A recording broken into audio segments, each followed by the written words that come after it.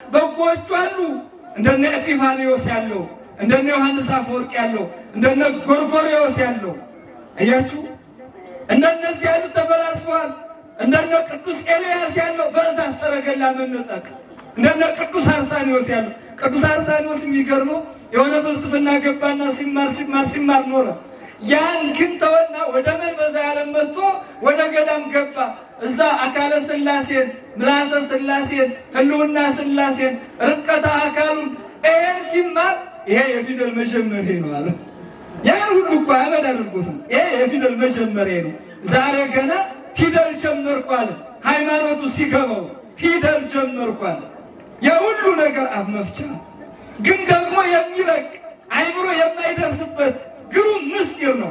ታዲያ በዚህ ውስጥ ሰውንም በህልውና አድረውበት ይኖራሉ። ነገር ግን ህልውናው ሲባል በረድኤት ማለት ነው። በረድኤት ያ ማለት አነ ወአብ ወመንፈስ መወዛ አቀበ ቃል አነ ወመንፈስ ቅዱስ መጽሐፎ ንገብር ምዕራፍ ውስጤቱ ቃሌን ሰምቶ የሚያደርገው ሰው ቢኖር እኔ አብ መንፈስ ቅዱስ መጥተን ማደሪያ እንሰራለን። ቤተ መቅደሶች እኮ ነው የሥላሴ ማደሪያ።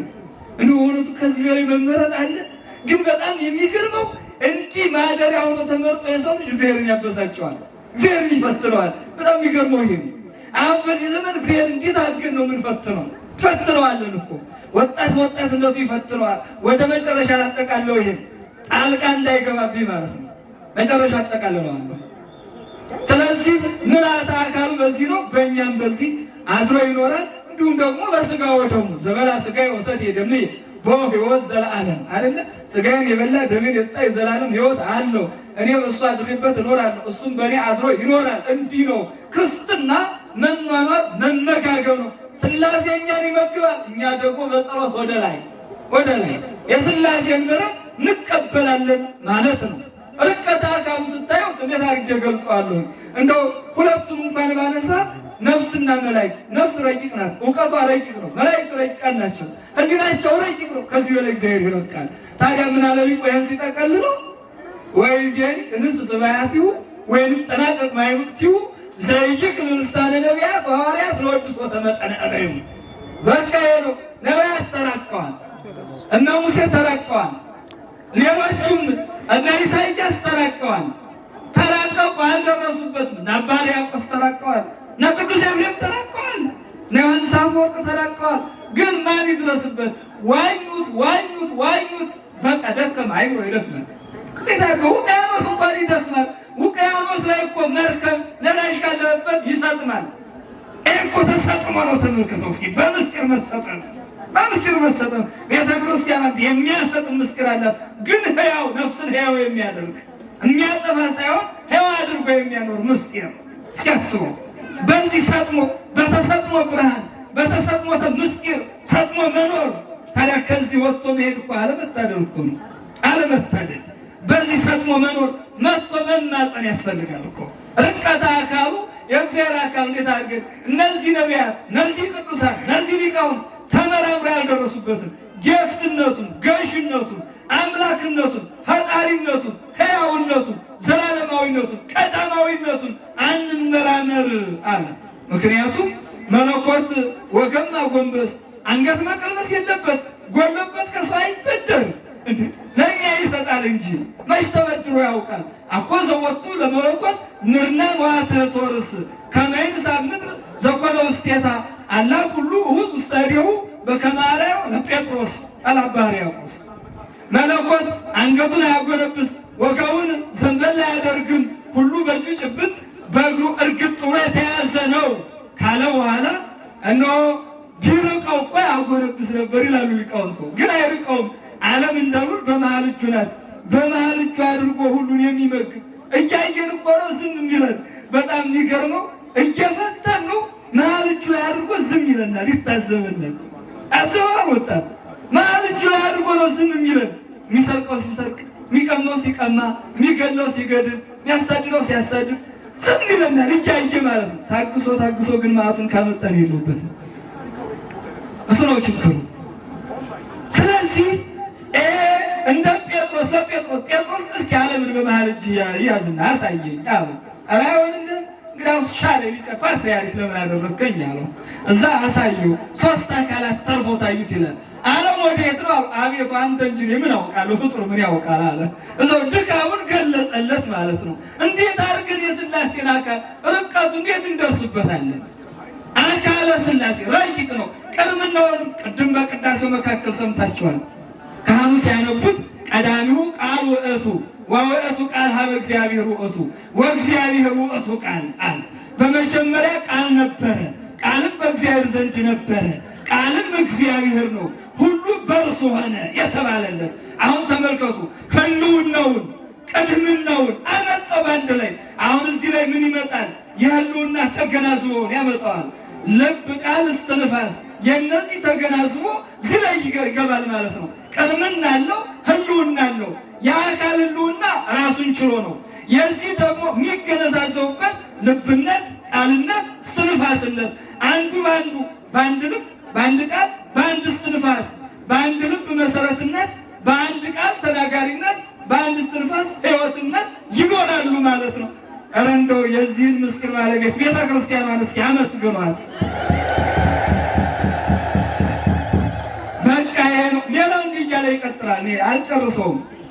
አልጨርሰውም። ስለዚህ ቀዳማዊ አምላክ፣ ሕያው አምላክ፣ ዘላለማዊ አምላክ ማለት ነው ባጭሩ። ስሙን ስናየው አብ፣ ወልድ፣ መንፈስ ቅዱስ የማይሞት ስም ዘላለማዊ ስም ነው። ስም ከሕያው ዘይመውት ስም አይሞትም። የሥላሴ ስም አይፋለስም። በስሙ ድውይ ፈውሰውበታል፣ ለምጽ አንጽተውበታል። እነሆ ቤተ ክርስቲያኗን ቀድሰውባታል። ስለዚህ ይሄ ስም ለእኛ መቀደሻ ነው። ይሄ ስም ዘላለማዊ ስም ነው። ይሄ ስም የባህሪ ስም ነው ማለት ነው። በሦስተኛ ደረጃ ግብር ነው። ግብር ሲባል አብ ወላዲ አስራጺ። እስኪ ወላዲ በሉ እስኪ አብ በሉ፣ ወላዲ አስራጺ፣ ወልድ ተወላዲ፣ መንፈስ ቅዱስ ሰራጺ። መወለድና መስረጽ ማለት መገኘት ማለት ነው። አሁን ተመልከቱ፣ ያው ግብሩ መውለድ ማስረጽ ነው። የወልድ ግብሩ መወለድ ነው። የመንፈስ ቅዱስ ግብሩ መስረጽ ነው። ግን ምን ይላል ሊቁ መሰላችሁ? ልደታ ወጻተ መንፈስ ቅዱስ እይትነገር አላ ይተነከራል። ያን መወለድ የመንፈስ ቅዱስ መስረጽ ይደነቃል እንጂ አይነገርም። በሌላ መልኩ ምን አለው? የወለዶ አብ ለወልድ እምድኅረ ዘመን አላ ወልድ ቀዳማዊ ውእቱ። ከዘመን በኋላ አብ ወልድን አልወለደውም፣ ወልድ ራሱ ቀዳማዊ አምላክ ነው እንጂ አለ። ወለደው ስለተባለ በዘመን መቀዳደም የለም። ማነስ፣ መተናነስ፣ ማዘዝ፣ መተዛዘዝ የለም።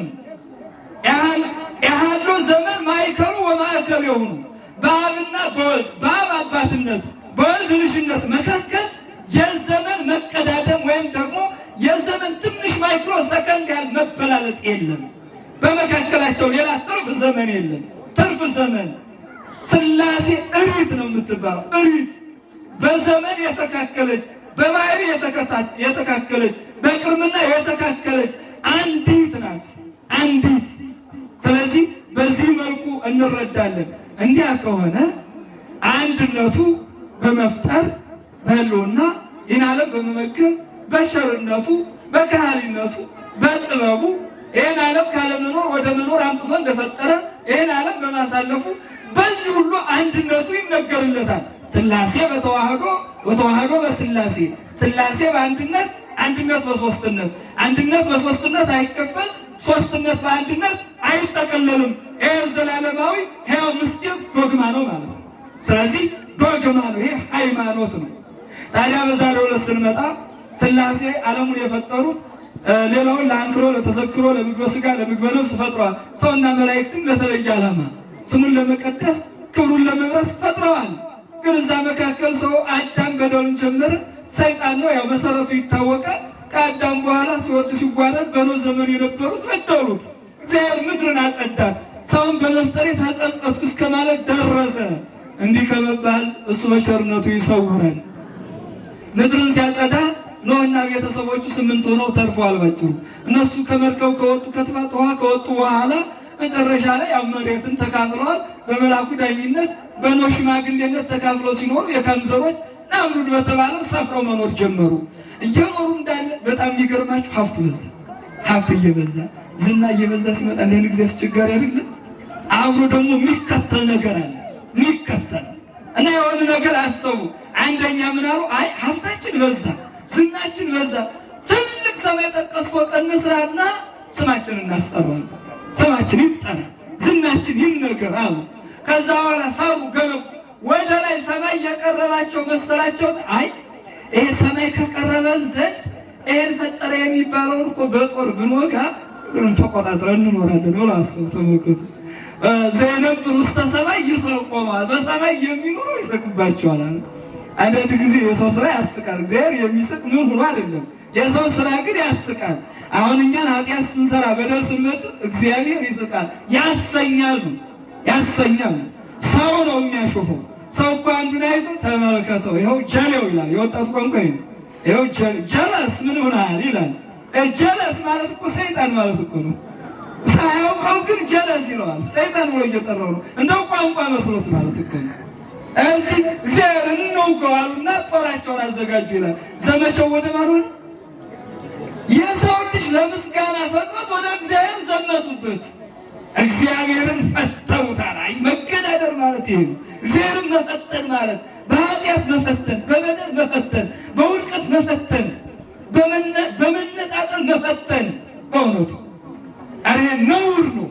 ፈተኑት። ያን ጊዜ ተመለከተና ምን አለ እግዚአብሔር?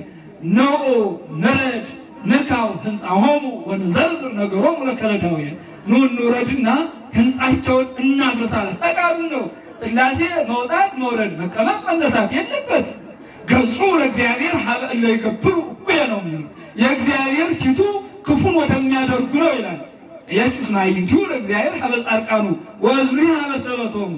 የእግዚአብሔር ዓይኖቹ ወደ ጻድቃን እነሆ ጆሮዎቹም ወደ ልመናዎቻቸው ናቸው አለ። ፊቱ ግን ክፉ ወደሚያደርጉ ነው። መዓቱ ማለት ነው፣ ቁጣው ማለት ነው፣ መቅሰፍቱ ማለት ነው፣ ሰይፉ ማለት ነው። ይቆርጣል። ስለዚህ ለሥላሴ ተንበርክኮ መገዛት ግዴታችን ነው ማለት ነው። ግዴታችን ነው። የክርስቲያን እስከሆን ድረስ በርከክ ብለን ነው የምንገዛው። በርከክ ብለን ለአምልኮቱ ቀንተን ቅዱሳኑ እንዳደረጉት መጨረሻ ላይ ፈረሰባቸው። እዛ ቋንቋቸው ተለያየ። ሁለተኛ ስማችን ይጠራ ነበር። አንዳንድ ጊዜ ለዝና ሲባል ስንት ነገር ያልፋል። ለዝና ሲባል እግዚአብሔር ከዝና በላይ ነው።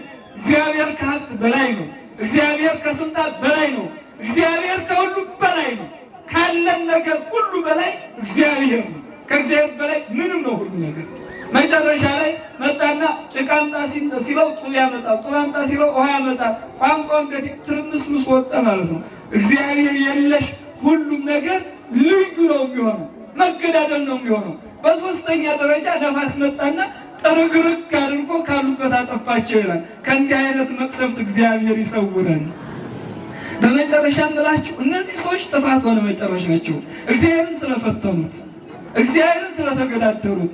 እኛም ደግሞ በዚህ ዘመን በኃጢአት እግዚአብሔርን አንፈትኑ። ወደ ንስሐ እንቅረብ። ወደ ምሕረቱ፣ ወደ ጨርነቱ፣ ወደ መግቦቱ ቀርበን መማፀን ያስፈልጋል። እለታፈቅሩ ወደ እግዚአብሔር ጽርዕዋ ለእኪት።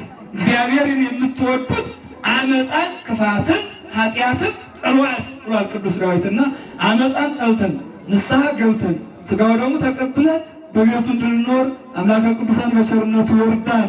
ያስተማረን የመከረን የገሰጸን የአባቶቻችን አምላክ ስሙ የተመሰገነ ይሁን። ይቆየን።